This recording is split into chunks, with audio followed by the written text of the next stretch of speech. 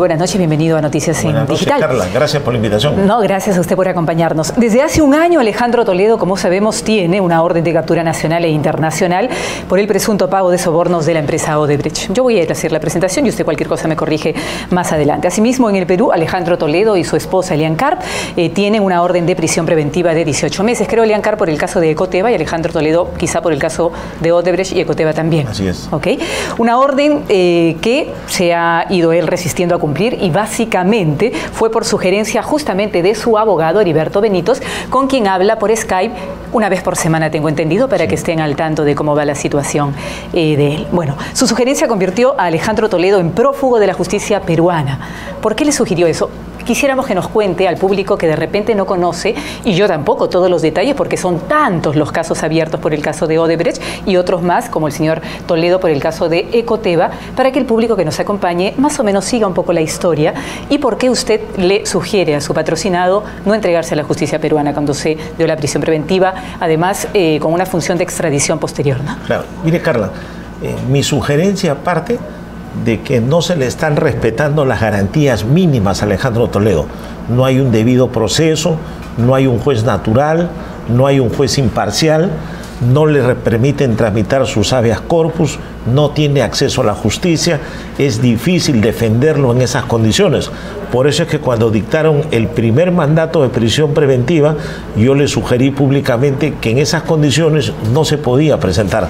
Ha transcurrido un año y la situación continúa igual.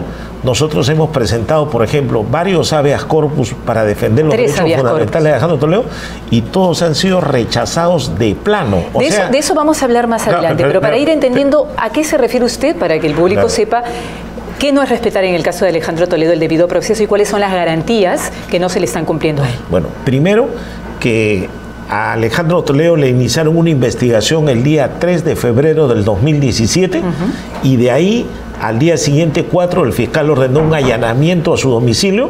Luego el día 9 el fiscal le pidió una prisión preventiva y el juez se la dictó.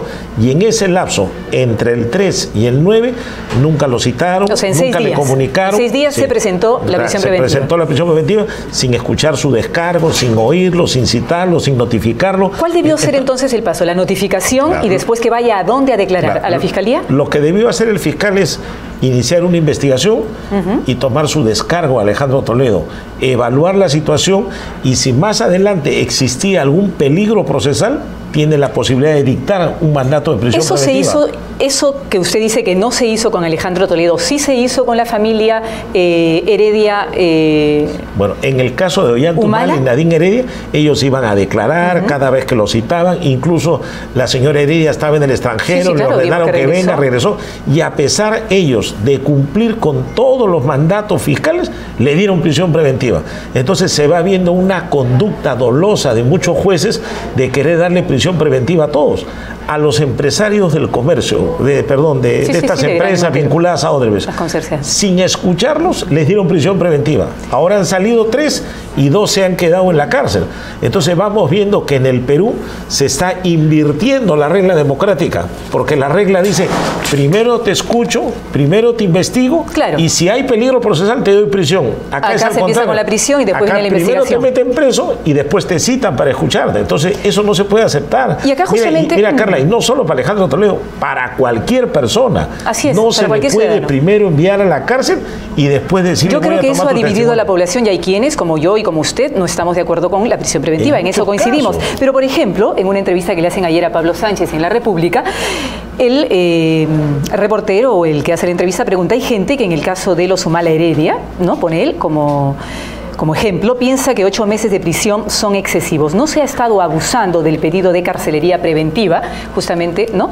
Y que mejor que el propio fiscal de la Nación, como cabeza de la Fiscalía, responda. Y dice, los fiscales hacen el pedido de prisión a los jueces llaman a una audiencia, escuchan a las partes y deciden. No es un tema propio de los fiscales. Acá no hay una consigna para meter preso a todo el mundo de ninguna manera. El fiscal actúa de manera independiente. Lo que busca es asegurar que las personas estén presentes para la diligencia judicial. judicial. Yo espero que pronto el fiscal, en este caso el señor Juárez Satoche, o Germán Juárez Satoche, formule la acusación, se vaya a juicio y se esclarezca todo. Un juicio público y oral para que la gente vea cuáles son las pruebas en contra de los señores y también cuál es la sentencia judicial. Ahora se dice mucho y bueno, después se explica, pero lo que él está diciendo es que no hay una cacería para todo el mundo, que simplemente lo que se hace es lo que cada uno de los fiscales pero mira, Carlos, considera pertinente. Cuando le dictaron la primera arbitraria prisión preventiva a Alejandro Toledo, a las pocas horas, el fiscal de la Nación, Pablo Sánchez, sacó un Twitter que decía decisión histórica. Sí, claro. Yo pregunto, ¿en cuántos casos más él ha dicho lo mismo? ¿Qué quiso decir para usted con decisión histórica? Yo creo que él ahí adelantó opinión, demostró una injerencia y dio todo el respaldo institucional a un tema que ni siquiera Toledo había dado su descargo. O sea, se está intrometiendo en la investigación de un fiscal provincial, porque si él lo hiciera de manera permanente, él podría decir, siempre lo digo, pero es la única vez desde que él ha sido fiscal de la Nación donde ha dicho decisión histórica. En segundo lugar, ni siquiera se había dado trámite a una apelación, ni siquiera la segunda instancia había revisado la medida, pero para él ya era una decisión histórica. Y ahora lo peligroso es que los fiscales son los defensores de la legalidad, son los que deben procurar que se respete el debido proceso y sin embargo actúan invirtiendo la regla y convirtiendo la prisión preventiva en una pena anticipada, porque esto ha dado lugar a que Alejandro Toledo sufra una condena social. Todo el mundo lo ve como culpable. Bueno, ahora, estamos hablando del tema de la prisión preventiva, en el cual, como le digo, coincidimos algunos y otros posiblemente no. Pero hablando de la sustentación del fiscal, ¿qué le parece a usted la sustentación del fiscal? Porque esta es, el fiscal Hamilton Castro, que ve el caso del señor Toledo, sustentó el requerimiento en lo que llaman, como usted dice, una audiencia histórica. Vamos a recordar, la constructora hizo 18 depósitos a empresas offshore vinculadas a Joseph Maiman por más de 9 millones de dólares. Y la declaración de Jorge Barata es otra de las sustentaciones en las que se basa el fiscal Hamilton Castro, que recibió 20 millones de los 35 millones que él pidió en su momento y que obviamente no le dio a Odebrecht los 35 porque él incumplió su palabra o parte del trato. Entonces, la sustentación es esta, según el señor Hamilton Castro, es suficiente para que el señor Toledo se le dicte una prisión preventiva. Yo te digo que eso no es cierto. Esa sustentación es débil. ¿Por qué? No tiene fundamento ni sustento. ¿Por qué? Porque hasta ese momento, el día 9 de febrero que él en audiencia pública lo sustenta, la versión que había dado Jorge Barata no estaba corroborada, no estaba verificada, no estaba comprobada. Comprobada y corroborada después sí estuvo por el señor Maiman, que él mismo lo dijo. Perdón, en el momento que se dio el pedido de prisión no había corroborado nada. Prueba de ello es que el fiscal ahí en la audiencia dijo, recién voy a oficiar al Hotel Marriott para ver si se llevó a cabo una reunión entre Maiman, Alejandro Toledo y los socios de Maiman. Luego dijo, recién voy a oficiar a Palacio de Gobierno para que me digan si Barata fue el día que se habría reunido con Avi Danón. Y después dijo, recién voy a oficiar a Estados Unidos, al Reino Unido y a Suiza para ver si es cierto que esos depósitos existieron o no. O sea, no tenía nada, no había corroborado nada, pero ya estaba pidiendo una prisión. Entonces quizá el miedo era la fuga. No, porque Alejandro Toledo ya estaba en Estados Unidos, que había salido por razones laborales, profesionales y académicas. Entonces el fiscal... Bueno, la fuga permanente, quedarse... No, porque Alejandro Toledo había salido sin que tenga ningún mandato de prisión. Entonces yo digo, si el fiscal no había corroborado, no podía pedir una prisión, pero lo hizo. Y la teoría del fiscal, ¿cuál era? Dijo, acá hay depósitos hasta por 9 millones de dólares. Se le preguntó, ¿a dónde? A las cuentas de Maiman. ¿Y qué tiene que ver Maiman con Toledo? No, es que como ellos son amigos hace 40 años, entonces la plata es para Alejandro Toledo.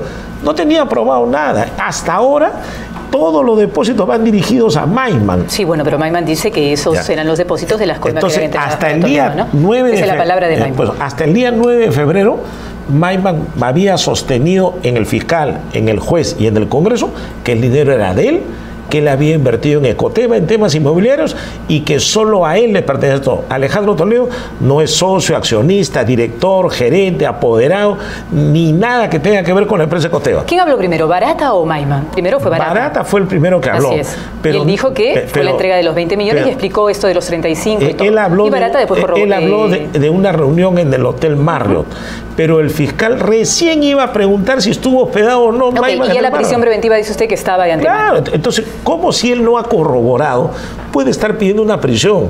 Después viene el Twitter del fiscal, luego aparece la declaración de Maiman, que ahora la ha cambiado, porque aparentemente él habría girado su exposición y habría dicho lo contrario. ¿Pero por qué lo dice Maiman? Lo dice después que le dan una prisión preventiva.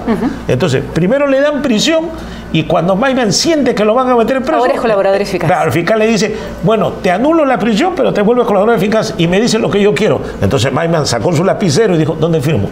Y anuló su prisión. Entonces es evidente que esa colaboración eficaz ha sido hecha bajo coacción y hay versiones contradictorias que tendrán que ser valoradas en su momento. Ahora, un colaborador... Carla, eso es Maiman versus Maiman. Hay dos versiones de él. ¿Cuál valdrá? Eso se verá en el transcurso del proceso. Ahora, el colaborador eficaz obviamente llega a este trato para decir la verdad. Hay que pretender pensar, o hay que pensar que el señor Maiman está diciendo la verdad. Eso en calidad de colaborador eficaz, ya, pero, ojo, si no pierde los beneficios, Carla, pero que se le entregaría. Ojo, ¿no? Que Maiman de manera espontánea no ha dicho voy a ser colaborador. Usted lo ha explicado muy bien. A él le dijeron, le han dado una prisión preventiva y en base a eso se convirtió en colaborador por una especie para tener su libertad. Entonces no es una versión sólida, no tiene el valor jurídico para poder sustentar. Ahora, ese es el tema de la forma, pero quizá el fondo es el mismo. El fondo es lo que dice Maiman, que sí, el dinero fue para Toledo usando las cuentas. No es tanto la forma, estamos hablando del debido proceso, de las garantías judiciales. Las debidas formas del proceso. Claro, pero es el debido. Pero eso no cambia la forma, no cambia además que Alejandro Toledo sea posiblemente culpable de los cargos que se le imputan, ¿no? Pero ¿de dónde sale esa culpabilidad? Si los dos... Bueno, ya lo dijo Barata, ya lo dijo Maiman, sí, más allá que antes haya estado lo de la prisión preventiva. Pero acuérdate, Carla, que Barata no le hace imputaciones directas a Alejandro Toledo, él dice que hizo depósitos a Maiman. Y las cuentas demuestran, y Maiman salió en una conferencia de prensa en una agencia de noticias y dijo, yo hace 40 años hago negocios con Odebrecht.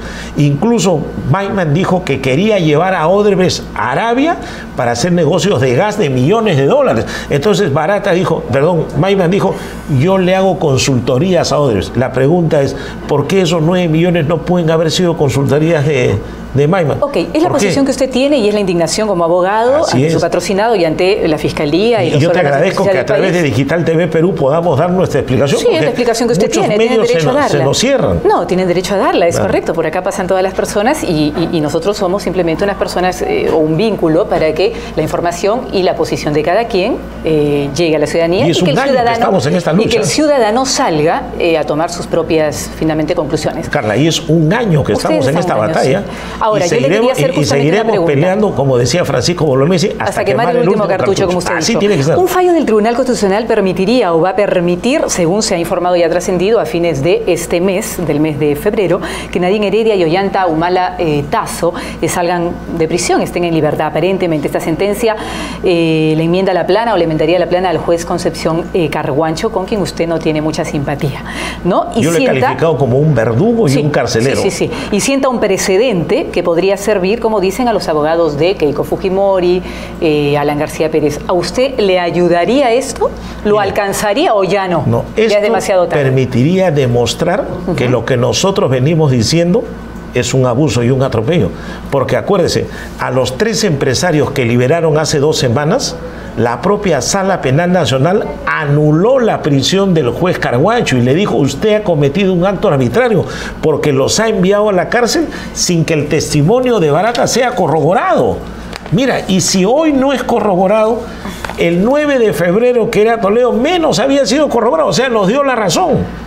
Nosotros presentamos el tercer habeas corpus usando ese fallo casualmente para probar lo que nosotros veníamos diciendo y la jueza lo rechazó del plano. Mira, Carlita, ¿sabes lo que dijo la jueza? Dijo, no hay ninguna amenaza contra Alejandro Toledo en su libertad individual. Entonces yo me pregunto, ¿y dónde están las prisiones preventivas? ¿Dónde está la orden de captura? ¿Dónde está el pedido de extradición? Además, Toledo ya no tiene el antejuicio, ¿no? Claro, claro, es una figura bastante especial porque no se presentó en el Congreso ni nada, pero... es que ya pasaron los 5 años de que culminó su mandato. él ha perdido el antejuicio, o sea que el Congreso intervenga, pero la jerarquía de los jueces debería mantenerse. Ok, y el antejuicio había que explicar que es una garantía que la Constitución entrega a los dignatarios y funcionarios para que justamente no vayan a ser detenidos ni sometidos a procedimiento penal, ¿no? Eso es para que haya previo, eso es antejuicio, o sea, antes de ir al juicio, el Congreso tiene que autorizar que se le procese al alto funcionario hasta 5 años después de culminar su mandato. Entonces, acá en el caso de Alejandro Toledo ya no va al Congreso, pero la jerarquía de los jueces supremos debería mantenerse. Ahí están cometiendo un abuso. A un expresidente de la República... O sea, como un doble discurso, dice usted. Pues a un expresidente no lo puede juzgar un juez penal, tiene que hacerlo un juez supremo, porque esa es la jerarquía, porque son delitos de función. ¿Y esa frase de que todos somos iguales ante la ley, cómo quedaría? Es que una cosa es ser igual ante la ley y otra cosa es la competencia del juez para investigar al alto funcionario. Entonces, por algo él lo denuncia por tráfico de influencias, que es un delito de función. Sí, sí, son varios cargos, que lo vamos a ver ahora. Y nosotros hemos pedido, pongamos que eso lo vea la Suprema, y un habeas corpus, y hace 4 meses que está congelado en la Corte Suprema. No ahora, desde la orden de prisión preventiva emitida por el juez Richard Concepción Carguancho, pareciera que la defensa de Alejandro Toledo solo tiene bajas, ¿no? Solamente tuviera fracasos en el terreno jurídico. ¿Por qué cree que eso? Nos han rechazado todo. Las excepciones que hemos deducido, pero los incidentes pero en las frases pareciera que es todos contra Alejandro Toledo, ¿no? Eso, o sea, Barata, Maiman, la Fiscalía. No, pero mira, en el proceso... El Tribunal Constitucional, que también no le aceptó el habeas corpus. Sí, pero lo desestimó. Pero la pregunta es, ¿por qué no lo aceptó? Por eso, pero es todos contra Toledo. Pero ¿saben lo que dijo el tribunal? ¿Por qué no lo aceptó? Dijo, porque falta un documento y como no lo puedo leer, entonces no puedo resolver y lo declaró improcedente. Cuando ellos permanentemente piden expedientes al Poder Judicial y lo revisan, pero justo en el caso de Toledo ya no quería pedir nada. ¡Qué casualidad! Entonces se lavan las manos como Pilatos. Pero explíquenos qué hay debajo de esa casualidad para usted. Yo lo que he visto es que esa sentencia ha sido adulterada. Nosotros hemos pedido la nulidad porque hubieron 6 magistrados. Uno, la doctora Ledesma, ha dado un voto a favor del habeas corpus diciendo que la prisión preventiva de Toledo es arbitraria. Y los otros 5 han adulterado su voto y han salido con el cuento de que faltaba una hoja. O sea, encima han cambiado el voto. Nosotros hemos pedido la nulidad y hasta ahora no la resuelven. Además, a todo eso tenemos que enfrentarlos, Carla. Es bien difícil. Ahora, el habeas corpus no solamente porque el público puede pensar que solamente todo el tema de Toledo es la preocupación de ustedes o la indignación frente al tema de la prisión preventiva. Y no es así, porque uno de los habeas corpus, usted corríjame si me equivoco, también le está pidiendo no solamente el tema de la prisión, dejar sin efecto la prisión preventiva, sino excluir del caso Odebrecht y Camargo Correa al señor Alejandro Toledo. ¿Eso no es como mucho? Nosotros estamos pidiendo que se anulen No, estamos pidiendo que se anulen las prisiones preventivas, que se anulen las órdenes de captura y que se archive el pedido de extradición. Eso es el habeas corpus por la amenaza de libertad individual. Y eso tiene que retroceder a la etapa donde recién empezó la primera prisión. Porque si uno lo anula, regresa todo al 9 de febrero para que el fiscal empiece a hacer, si quiere, su investigación. Porque hay un derecho a investigar, no lo vetamos, pero con garantías mínimas. O sea, ¿cómo puede venir una persona ante la justicia si primero lo quieren meter preso? Y Toledo es el único ciudadano en el Perú que tiene 2 mandatos de prisión preventiva por los mismos hechos, porque a él le dieron un mandato en Odebrecht. El fiscal de Ecoteva sacó copia, se la llevó a Ecoteva y por lo mismo le pidió la segunda prisión.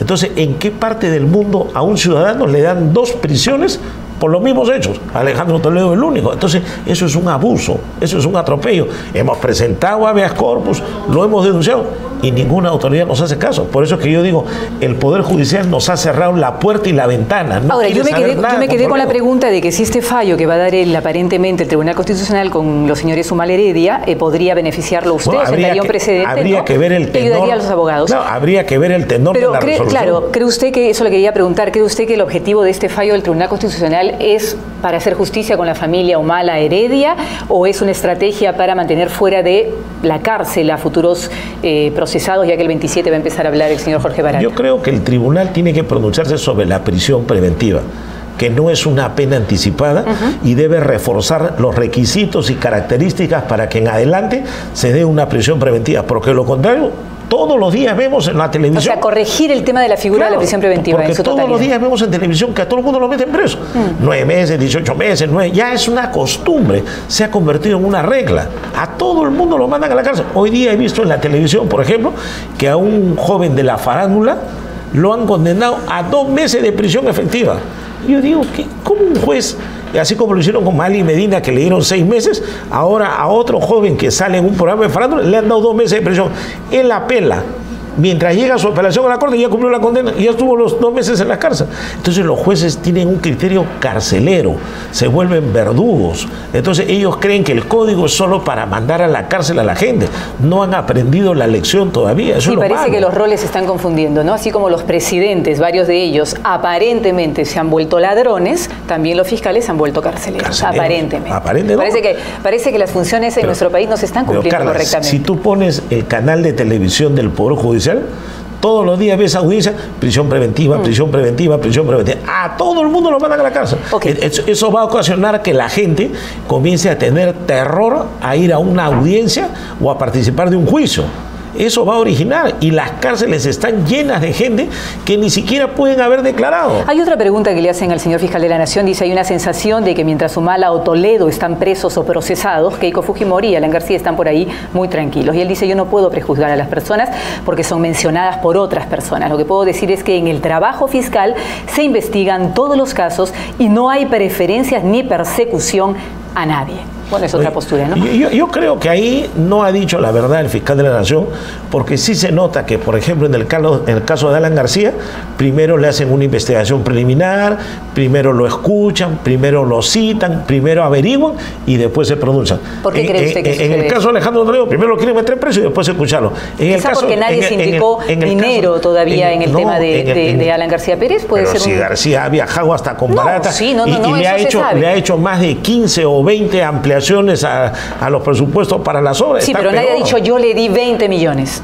Bueno, a Toledo tampoco nadie ha dicho que le han dado plata barata. Lo ha dicho Mayman después. Pero acá le han dado a Cubas, a todo lo del tren eléctrico. Sí, pero no a Alan García. No hay una sola frase que diga Alan García. Pero la letra AG. Lo que dice les di a todos. Hay la letra AG que está en la agenda. Ahora vamos a empezar y hasta dijeron que era Abimael Guzmán, otros decían que era Abelardo Gutiérrez, creo, Tongo, se comenzaban a burlar.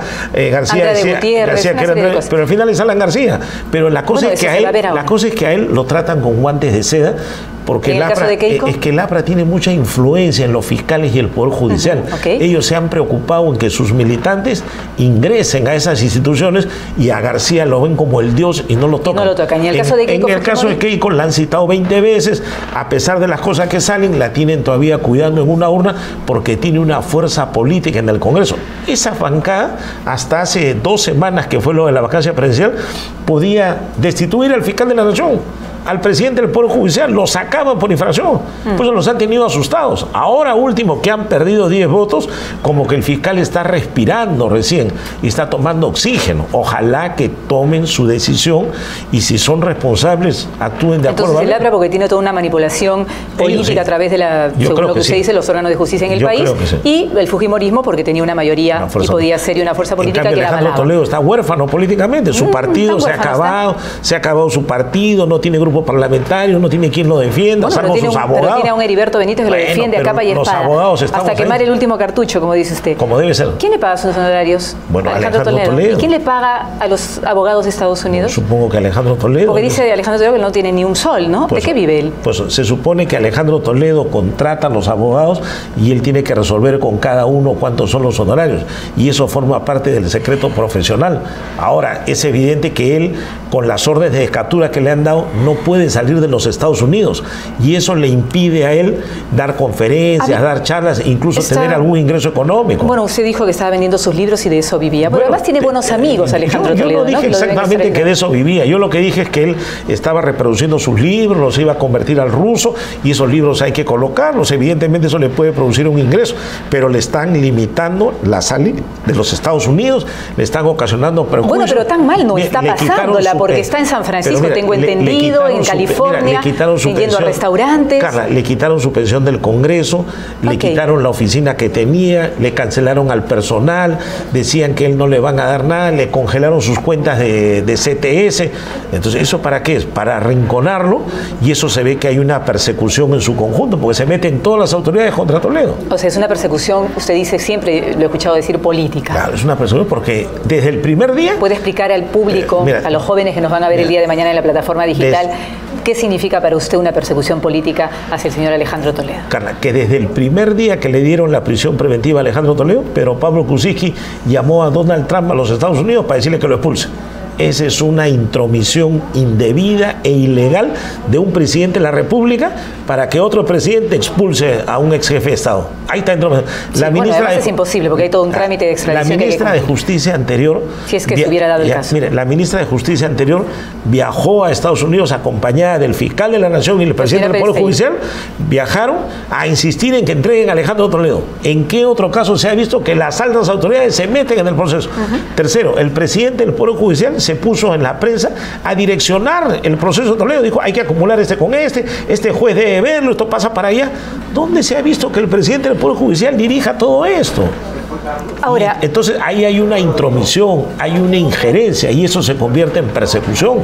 Ahora, cuando usted dice que Alejandro Toledo, si regresa al país, lo meterán en una hoguera, ¿qué exactamente o a qué exactamente se refiere?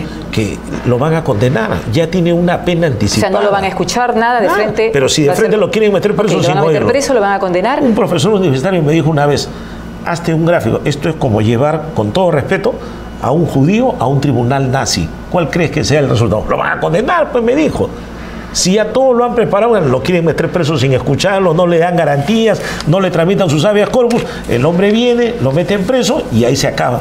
Entonces, eso no se puede hacer con nadie, Carla. O sea, todos los ciudadanos tienen derechos fundamentales y acá Alejandro Toledo lo están atropellando. Nosotros lo que queremos es que se defienda y le dicen prófugo, pero no es prófugo. Yo discrepo de esa palabra porque yo creo que no es. Él salió antes del mandato de prisión. Y ahora, hablando de nazi, porque usted lo ha nombrado, ¿no? ¿Por qué creerle a un hombre como Alejandro Toledo, no? Vamos a hacer un recordaris de lo que era Alejandro Toledo cuando usted, bueno, era congresista quizá o antes. Una persona que mintió sistemáticamente con el tema de la hija, por ejemplo, ¿no? Y que tuvieron que hacer un ADN antes de que saliera el resultado del ADN, ahí recién la reconoció, ¿no? Una persona que cuando era candidato dijo que lo habían secuestrado. La verdad era que se había desaparecido 3 días, no sabemos a dónde ni hacer qué. Una persona que dijo que en el 2013 compraron ese departamento en Camacho con plata de un supuesto préstamo de Maiman a su suegra o plata o dinero que tenía su suegra por una reparación en la época de los nazis y la persecución a los judíos. En fin, una serie de cosas que al final todo eso se probó que no era cierto. ¿Por qué creerle a un hombre como Alejandro Toledo? Yo creo que lo que pasa, quizá estoy especulando o lanzando una idea, a la justicia peruana como a los ciudadanos peruanos les indigna profundamente que Alejandro Toledo esté suelto de huesos, porque hasta fotos salen de él riéndose con Elian Carr como si nada pasara, yendo a restaurantes en San Francisco, yendo hace poco, estuvo en Naciones Unidas en unas charlas, cuando tiene una orden de captura internacional que acaba de ser extendida 6 meses más. La lectura jurídica que tenemos que dar es la siguiente. A ver. La única declaración que tiene valor es la que está en el expediente. El fiscal y el juez no pueden guiarse de que una persona en los medios de comunicación diga versiones distintas, porque la gente puede confundirse, puede equivocarse, puede dar varias versiones en un canal, en los periódicos, en la radio, pero para el fiscal y el juez eso no vale. ¿A qué se refiere con las versiones distintas en el...? O sea, así como han dicho, y tú lo has resumido, Alejandro Toledo dijo una cosa, dijo otra, miente, no se le cree. Ya, eso no puede ser utilizado por el fiscal. Lo que hace es, dice, esta es la declaración y esta es la que vale. Esta está escrita con tinta indeleble y Toledo tiene una sola versión en las investigaciones, la única. Soy inocente. Ahora, la versión es que explica cómo es que llega a comprar su propiedad, pongamos, de Punta Sal. La explicación de todos los casos. Lo que ha dicho él, que el dinero era de Maiman y Maiman también coincide con él, eso está en el expediente y los jueces y los fiscales se pronuncian sobre eso. El juez y el fiscal no puede agarrar los diarios y decir, como en los diarios, entonces es mentiroso y por eso lo meto preso. No, si hace eso, viola el debido proceso, viola los derechos fundamentales. Si estamos hablando de una justicia seria, debería ser así. Incluso en la Corte Suprema de Justicia pero eso no nos quita la visión y la sensación que nos da Toledo a todos. Puede hacer que la percepción de la opinión pública sea distinta, pero no pueden cometer atropellos en base a eso. Incluso la Corte Suprema de Justicia del Perú y muchas otras más han dicho que el imputado, o sea, digamos el investigado o el procesado, como le llaman otros, tiene hasta el derecho a mentir. O sea, puede mentir en el proceso y eso no es razón para que un tribunal lo condene. Porque usted ha visto que hay mucha gente que le acusan de un delito y dice, yo no lo he cometido, y al final le pruebe y al último dice, bueno, sí, la verdad yo lo cometí, disculpe. Mintió. No, él tiene el derecho a mentir. ¿Usted le está aconsejando eso a Alejandro Toledo como parte de su defensa? No, yo lo que le estoy diciendo es que... No digo porque él sigue a pie juntillas sus sugerencias. Yo lo que digo es, como ustedes dicen, mire, ha mentido permanentemente, yo digo, hasta es un derecho mentir. O sea, el juez y el fiscal no pueden utilizar eso para echarle la culpa por algún delito. Entonces, ellos tienen que ver lo que está en el expediente. Y en el expediente Coteva hay una sola versión. En el expediente Odebrecht todo ser no humano ha declarado. Tiene entonces derecho a mentir. Ok, esa es la parte humana, pero estamos hablando de seres humanos adultos, de presidentes de una nación o expresidentes de una nación. Yo puedo entender que algunos lo pueden ver mal. Líderes que finalmente frente a hechos tan condenables como esto, pero tú no deberían más bien apoyar a la justicia a hacer su trabajo y no defenderse a través de las mentiras. Toledo lo ha dicho desde el primer día, que quiere someterse a una investigación, pero si no le dan garantías, entonces el hombre pues tiene que ponerse a buen recaudo, y lo haría cualquier persona, y cualquier abogado tendría la obligación de decirle a su patrocinado, no te presentes porque te van a meter preso y te van a poner una pena anticipada. Si le quitan la prisión preventiva, él sí se entregaría al día siguiente. Vendría, hablaría y se sometería a las investigaciones. Bueno, hasta ahora la prisión preventiva es uno de los tantos abusos que se están, pero el debido proceso, eso es pésimo, la competencia de los jueces, el juez natural, la imparcialidad del juez. Pero eso no es muy caprichoso, o sea, yo me entrego si todas las cosas finalmente se dan como yo quiero. Es que son garantías que están en la Constitución y en los tratados internacionales de derechos humanos, tienen que cumplirse. O sea, no es un capricho, es un derecho fundamental de las personas a un debido proceso, a un juicio justo, a garantías judiciales, a tutela procesal efectiva, como decimos los abogados. Entonces, si a mí me han enseñado desde la universidad a que hay que defender esos derechos, yo tengo que hacerlo y tengo que velar a quien defienda. Lo que pasa es que me cuesta creer, imagino que a la ciudadanía también le cuesta creer que la Fiscalía de nuestro país, todos estén violando el debido proceso con Alejandro Toledo. Pero está demostrado. O sea, lo hemos demostrado con documentos y las audiencias, porque se han transmitido y cualquier persona ingresa a internet, ve, lee sus códigos y se va a dar cuenta, esto no puede ser. Pero sin embargo lo hacen. Y cuando uno reclama, te rechazan todo. No hay acceso a la justicia, Carla. Eso es lo que reclamamos.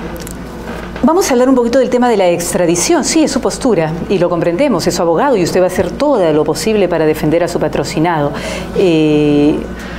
¿Vamos a una pausa en ese momento? Ok.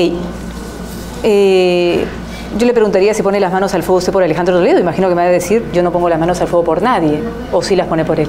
Mire, yo soy su abogado. ¿Eso qué significa? Para mí es difícil responder esa pregunta, ¿no? No lo sé. Yo soy abogado y además esas son preguntas que después las sacan de contexto, dicen muchas cosas. Yo soy el abogado, no soy el fiscal, no soy el procurador. Entonces usted tiene que entenderme, Carla, que yo he venido a defenderlo y veo lo que hay en el expediente. O sea, una cosa es lo que sale en los medios de comunicación y otra cosa es lo que hay en el expediente. Y para el abogado manda lo que está en el expediente. Y para el fiscal y para el juez y para el procurador igual.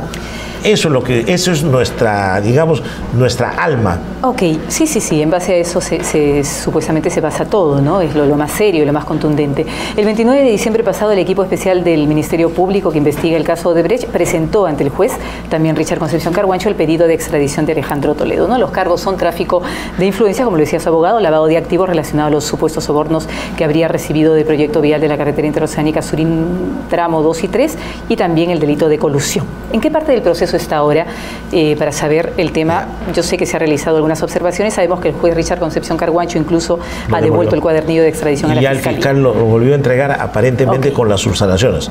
¿A qué subsanaciones se refiere? Bueno, en simple y claro. El juez le dijo que aclare si Alejandro Toledo tenía derecho ante juicio, si había inmunidad, que precise bien los delitos que se habrían cometido, que los desarrolle, que explique, porque para el juez no estaba claro de qué manera se habían cometido los diversos delitos.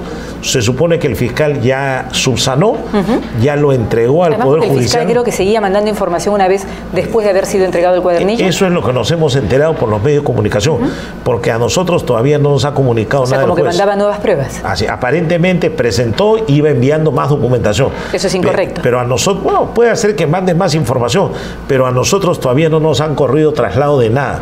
Ahora se supone que el juez debería comunicarnos, escuchar nuestra versión y luego le hace un informe y lo eleva a la Corte Suprema de Justicia. La Corte Suprema debe convocar a una audiencia escucha a las partes y toma una decisión. Si la Corte Suprema cree que hay que rechazar, lo rechaza y lo manda al archivo. Si cree que está bien la extradición, lo pasan al Consejo de Ministros. Y en el Consejo de Ministros es una decisión política, al final política judicial. Política, pero más que nada política, porque es el Consejo de Ministros. La última palabra la tiene el Consejo de Ministros, donde hacen una sesión. Y ahí yo quiero detenerme. ¿Usted cree que finalmente se va a mandar ese cuaderno de extradición o este cuadernillo de extradición, tomando en cuenta que mucho de lo que hable Alejandro Toledo comprometería supuestamente al presidente de la República? Mire, mi respuesta técnica sería... ¿Y a sus ministros en ese momento? Mi respuesta técnica sería, como no hay una causa probable y tiene motivos políticos, no debería procederse a la extradición. Ahora, que la decisión del Ejecutivo sea por otros motivos, no lo sé. Yo lo que sé es que en esta investigación, por ejemplo, Pedro Pablo Kuczynski tiene que responder porque él ha sido presidente de Proinversión, sí, claro, ha sido ministro de Economía, fue presidente del Consejo de Ministros. Pedro Pablo Kuczynski ha tenido cuentas con Barata, con Odebrecht, sí, en empresas unipersonales y con... Pedro Pablo Kuczynski hizo una ONG con Barata y con el ministro Trid de Transportes, luego de terminar... Sí, hay una serie de pruebas contundentes eso que se también tiene que investigarse porque es parte de la investigación. Sin embargo, hasta ahora... ¿Usted qué cree? ¿Que van a mandar o no el cuaderno de extradición? Yo creo porque eso sería en febrero, ¿no? Yo creo que no deben mandarlo porque no hay una causa probable. Ok, no deben. No deben mandarlo porque no hay causa probable y además hay una motivación política. Nosotros vamos a argumentar eso en la Corte Suprema y si podemos hablar del Consejo de Ministros lo haremos. Aparentemente lo que usted dice todo es subjetivo y no se podría demostrar. Claro, no se puede demostrar, no ha probado nada el fiscal hasta ahora. No ha corroborado una prueba de ello, es que recién están yendo a tomarle el nuevo testimonio a Barata y en el periódico, el diario de ayer, no me acuerdo en cuál es, ha salido que Hamilton Castro, creo que es la entrevista que usted leyó, él dice, estamos esperando para tomarle la declaración a Barata. ¿Y qué ha dicho el abogado de Barata? No tengo ningún acuerdo con Hamilton Castro, no le voy a declarar hasta que previamente no firmemos un acuerdo. Entonces, sí, el acuerdo previo que se está pidiendo. Entonces yo me pregunto, si además, paremos un ratito ahí, ¿no hay, para que el público sepa, hay acuerdo previo ya firmado con Jorge Barata? El fiscal ha dicho que no, el abogado de Barata ha dicho... la Procuraduría que no lo quería, la Fiscalía sí, aparentemente... Eso, pero el abogado ha dicho, hay un acuerdo... Entonces, ¿cómo puede haber una fecha ya puesta? No, es que el acuerdo es para que declare sobre las investigaciones que hace el fiscal Juárez y el fiscal Pérez. No Hamilton Castro. No, ese es para que vean los casos de Keiko Fujimori, de Alan García, Nadine Heredia, Ollantumala y probablemente PPK. En el caso de Hamilton Castro no tiene acuerdo. Entonces la pregunta es, si no hay un acuerdo... Si no hay un acuerdo de colaboración, ¿cómo pueden estar dándole prisión a Alejandro Toledo y pidiendo la extradición si todavía no ha acordado nada? ¿Se da cuenta? Entonces, los propios hechos y la propia declaración de fiscal Hamilton Castro nos dan la razón. Ahí lo ha declarado ayer, ha dicho, señores, todavía me falta eso. Y el abogado de Barata ha dicho, no podemos declarar ante Hamilton Castro porque no hay acuerdo. Entonces, si no hay acuerdo, sí, lo entendemos. Yo digo, ¿por qué Toledo tiene prisión preventiva? ¿Por qué Hamilton Castro pide una extradición si no tiene el acuerdo todavía? ¿Se da cuenta? Entonces, esas son irregularidades. Después yo digo, no hay una causa probable.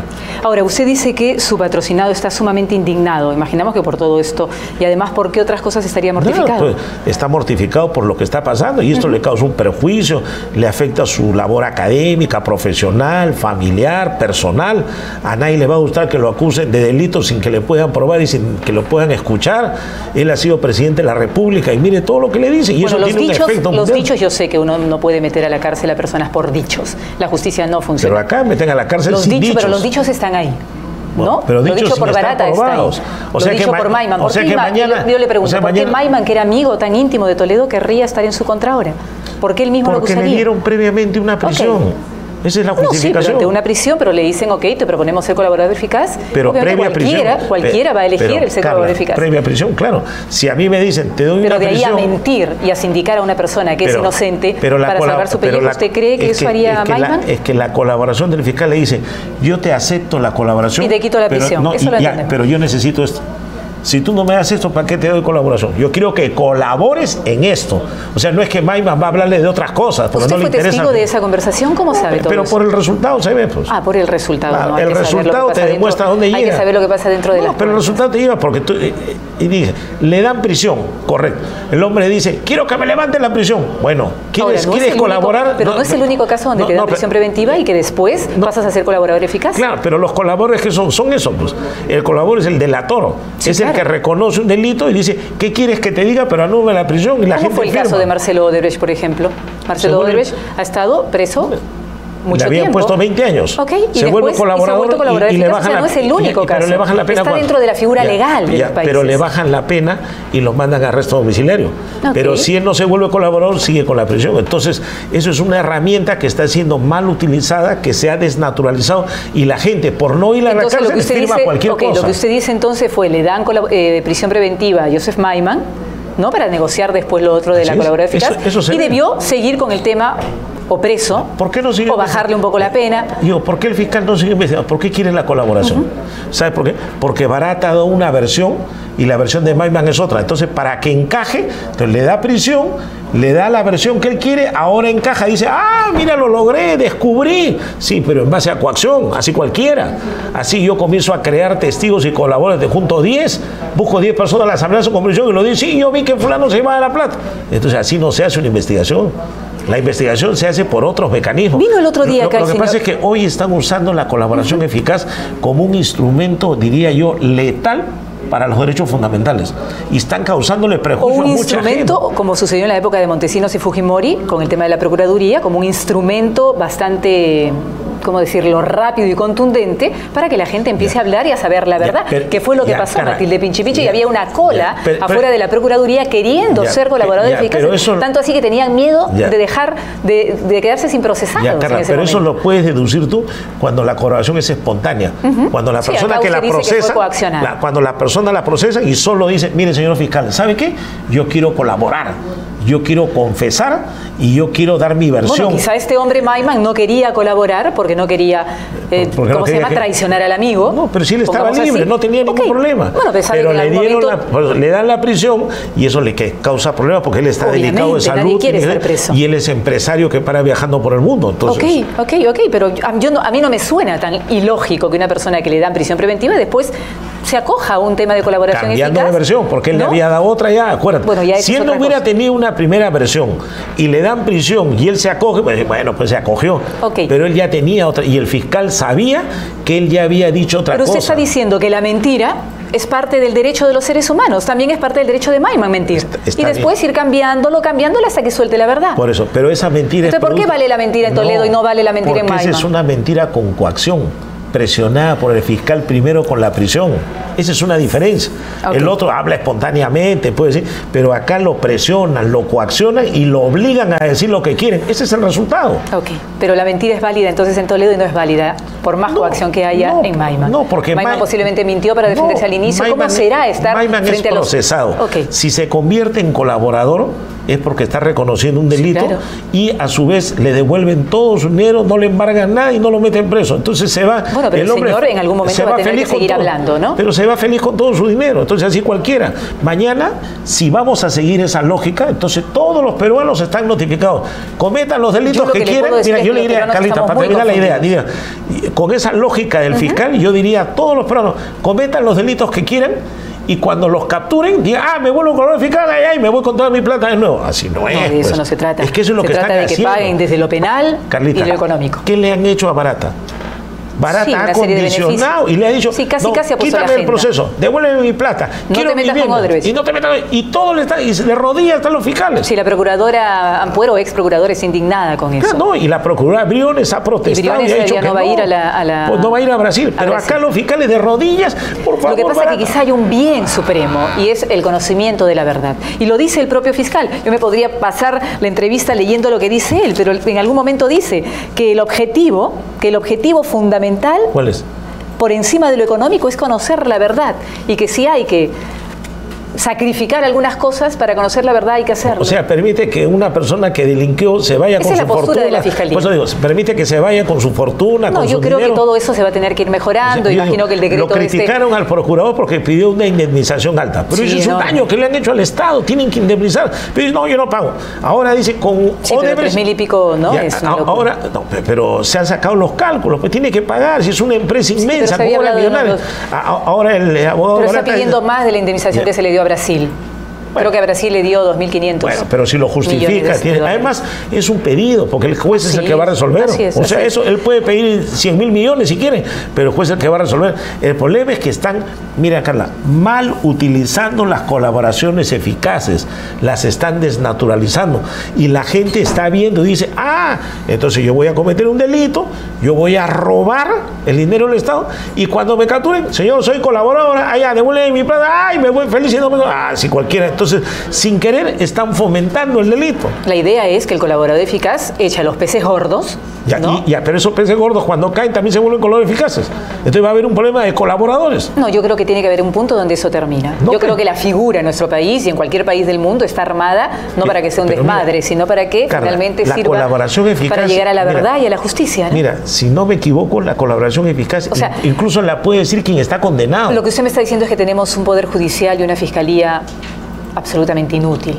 Y no creo que sea así. Y yo creo que todas sus investigaciones están en base a colaboraciones eficaces. O sea, no han hecho nada. Bueno, todo es prisión y dime. Bueno, prisión pero es legal, no es ilegal. La colaboración eficaz es una figura aquí y en cualquier parte del mundo. Pero ¿qué investigación han hecho ellos para probar algo? Nada. Ellos luego dicen, mire, tengo el testimonio de 10 colaboradores y de 5 testigos claves. Ya, con ellos ahí está, ya lo metí preso. Señor, pero si usted lo sabe, gracias a la colaboración eficaz, la época de Fujimori y Montesinos. Pero tiene que haber algo más, tienen que haber pruebas. Obviamente. Porque la colaboración eficaz tiene que ser corroborada. No puede quedar solamente ahí, tiene que ser corroborada con pruebas. Y yo te he demostrado acá, Carlita, que ni siquiera hay un acuerdo entre Barata y el fiscal Hamilton Castro, pero ya Toledo tiene prisión. Bueno, el acuerdo ya va a estar, imagino que ya va a estar, tú lo has dicho. Limándolo. Ya va a estar.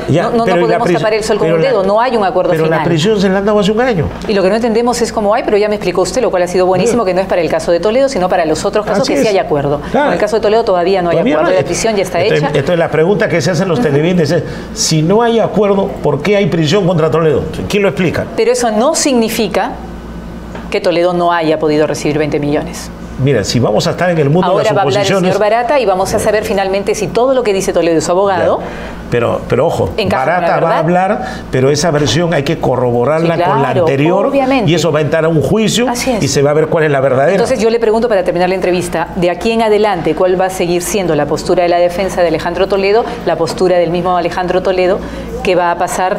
Bueno, nosotros tendremos que seguir defendiendo los derechos fundamentales, utilizar los habeas corpus, utilizar amparos si es necesario, apelar, impugnar, presentar acciones de cumplimiento. ¿Podrían ir ustedes, porque es un poco, para entender, es como terminar las instancias? No, se agota la instancia nacional. ¿Qué pasa? ¿A dónde irían si es que la instancia nacional no funciona? Bueno, podemos ir a la Comisión Interamericana de Derechos Humanos a presentar el caso y la comisión podría llevarlo a la Corte Interamericana. O sea, esto es una batalla que va a durar porque se trata de derechos fundamentales. Sí, porque dice que cualquier ciudadano podría ir a la Corte Interamericana de Derechos Humanos. Lo dijo acá el otro día el señor García Toma. Pero ojo, Alejandro Toledo, cualquier ciudadano, eso le quiero preguntar. El ciudadano va a la comisión. Ok, a la comisión. Y a la Corte solo puede ir la comisión. O sea, la comisión tiene que hacer suyo el caso y la comisión presentarlo ante la Corte. No es que el ciudadano va directo a la Corte, no, tiene que ir a un filtro.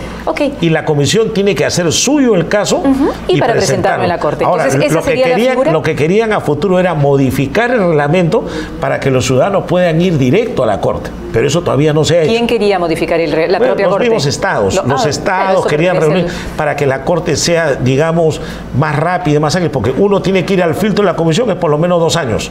Cuando llegas a la Corte 2 años más, estás hablando de 4 años. Mira, todos los casos que están resolvidos son del año 98, 99, se demoran 5, 7 años. ¿De qué sirve tener una instancia supranacional que de repente no es... Claro, ágil, ¿no? Los tratados hablan del recurso rápido, efectivo, sumario, breve, que proteja los derechos humanos. Sin embargo, demora. Entonces estaban viendo la manera de agilizarlo, pero eso todavía no se ha aprobado. Primero es comisión. Y si la comisión lo hace suyo, lo lleva a la Corte. La comisión te lo puede rechazar, también puede decir, no señor, para mí este caso no amerita ir a la Corte.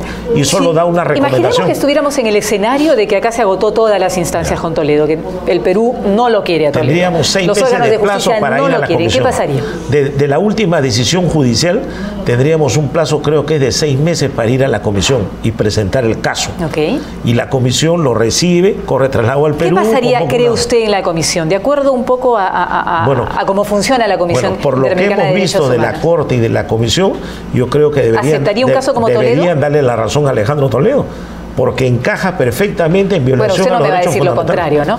No, pero encaja. Todo lo que te he dicho es violación de derechos fundamentales. Quizá lo único que piensa el ciento del Perú es usted, no lo sé. Pero usted tampoco, entonces usted no piensa que la Corte Interamericana, como dice todo, bueno, no todo el mundo, mucha gente que también ha pasado por acá, que es caviar, que es roja, proterruca, que es nefasta, casi las palabras pero nefasta porque de Chávez, ya difunto. La Corte lo que hace es ver los abusos que comete el Estado. Entonces es importante para usted que nosotros estemos adscritos a la Corte Interamericana de Derechos Humanos. Porque protegen al ciudadano contra los abusos del Estado. Así es. Así es. Y el Estado ha ido y en esos casos se ha defendido, pero ha perdido. Pues es como que yo ponga acá un amparo y el Tribunal Constitucional me lo declare fundado y ordene que se anule un juicio. ¿Qué pasaría si la Corte no les da la razón y falla en contra de ustedes? Eso es un riesgo. ¿A dónde tendrían que ir ya? No, ese es un ¿Habría riesgo. una instancia más allá? Yo creo que no. Tú tienes dos caminos. Porque los fujimoristas dicen que van a ir a la mega supra comisión. No, eso no existe. Yo creo que eso existe en Marte o Júpiter, pero... Seguro querrán descubrir un nuevo planeta, pero yo lo que digo es, hay dos caminos. Uno es el de la OEA, que te permite ir a la comisión y que la comisión lleve el caso a la Corte, y el otro es el de las Naciones Unidas, pero ahí solo lograrías recomendación. Entonces, ¿qué haces? Cuando suceden estos abusos, nosotros también lo hemos evaluado y no lo descartamos, podemos presentar un caso al relator especial para la independencia de jueces y abogados de las Naciones Unidas. Bueno, Alejandro Toledo tiene buenos vínculos con las Naciones Unidas. Ese relator recibe el caso, hace un análisis y saca un informe para la nación diciendo, en este caso se han cometido abusos. Ese informe se lo comunican al Estado y le dan recomendaciones. Esa es otra posibilidad que podría ser también, pero ahí viene una recomendación. Y entonces, para cerrar, ¿cuánto tiempo demoraría todo esto? ¿Cuánto tiempo podría estar Alejandro Toledo fuera del país? Bueno, acá hay un tema en que el Estado peruano va a insistir con la extradición, nosotros vamos a defender, y si llegara a Estados Unidos, ellos tendrán que evaluar cuál es el trámite que le dan. Pero yo creo que así como están armando la carpeta, no hay causa probable. Hay motivos políticos y la extradición sería rechazada. ¿Por qué se quedó Alejandro Toledo en Estados Unidos y no llegó a Israel, que era su destino inicial? No, él llegó a Estados Unidos porque ahí trabajaba y tiene su base académica, su base profesional. O sea, en ningún momento su destino final fue era Israel. Eso es lo que especularon acá, que dijeron, mira, se va acá. Comenzaron a alarmar, que lo han visto por acá, que se va a escapar, que grabaron una persona, que sacaban videos. Bueno, así se hace siempre porque es parte del manejo periodístico, ¿no? Pero realmente Toledo llegó a Estados Unidos, donde estaba, le dan una prisión y él tiene que esperar ahí. Pero Israel dijo que no lo iba a aceptar, se pronunció en ese momento. Bueno, puede decir, los estados... Si alguien se pronuncia es porque alguna noticia... Bueno, es que los estados tienen que pronunciarse sobre... No, pero no se van a pronunciar sobre algo que no se iba a dar. Pero si se pronuncian es porque pero algo... lo que ellos dijeron es, si viniera... Algo supieron, ¿no? Dijo, si viniera, no lo aceptaría. No llegó. Okay. Entonces él está en Estados Unidos. ¿Y por qué no lo hubieran aceptado? No sé, eso ya son detalles que no los tengo a la mano. ¿Pero por qué cree usted? No sé, habría que ver cuál es la razón por la que el Estado... De repente le preguntaron sobre qué. Entonces es evidente que de aquí del Perú ha salido una orden de captura internacional que le está causando un serio perjuicio a Alejandro Toledo, porque si él sale de Estados Unidos puede ser capturado, podría ser también liberado, como podría ser traído al Perú. Pero dentro de los Estados Unidos no aplican las órdenes de Interpol. Significa que Alejandro Toledo, para que el público entienda, puede moverse por Estados Unidos con total normalidad. No tiene problemas porque las órdenes de Interpol no se aplican en los Estados Unidos. ¿Con quién vive en Estados Unidos? ¿Con su esposa y con quién más? ¿Con su hija también? No, su hija vive en Nueva York, creo, ella estudia y trabaja. Bueno, en Estados Unidos están por ahí pero cerca, él está en California. Claro, él está en San Francisco, donde siempre se ha dicho que estaba, con su señora. ¿Toledo tiene relación con su hija aquí en Perú? No he entrado a detalles personales. No he entrado, no es parte de mi función. ¿Elian Carr trabaja en Estados Unidos? ¿Hace asesorías, consultorías? Yo entiendo que sí, no le he preguntado, pero entiendo que debe estar realizando algún tipo de trabajo. ¿Dónde vive la señora, la suegra de Toledo, la mamá de Elian Carr? Bueno, lo que sabíamos nosotros era que vivía en Bélgica, creo estaba, ¿no? Sí. Estaba ahí. Entiendo que ahí sigue la señora, está radicada ahí. Ok, bueno, le agradezco mucho. A usted, Carla, doctor Heriberto Benítez, porque un poco nos ha hecho... No, y estos minutos ha pedido al menos escuchen la versión de lo que es la defensa. Versión, cada uno tiene derecho, o sea, lo más moral es respetar la libertad del ser humano y desde su libertad usted ha hablado, tiene todo el derecho a hacerlo y las pantallas están para eso. Además, yo creo que la justicia va a venir con las investigaciones y con lo que finalmente hablen los colaboradores en el momento que deban hablar, con las pruebas. Tengo mi reserva sobre lo que dicen los colaboradores, no solo en este caso, sino en muchos casos. Muchos colaboradores están siendo mal utilizados por algunos fiscales. Ok, bueno, vamos a ver y ojalá no sea así, porque lo único que queremos los peruanos, yo como peruana más, o una peruana más, es que finalmente no conozcamos todos los hechos. Hay que saber la verdad, creo que todos apuntamos pero que se llegue con garantía. Y que se den los castigos pero que se merecen, ni más ni menos. Pero que se procese y se juzgue con garantías. Es lo único que pedimos. Sí, porque peruanos somos todos, seres humanos somos todos, y no, si estamos en un caso algún día no parecido, porque es bastante complejo este caso, pero nadie está libre de que algún familiar o uno esté inmerso en alguna situación judicial. Queremos también las debidas garantías para afrontar nuestros casos, y yo creo que eso es lo justo, y como dice el libro de alguna persona,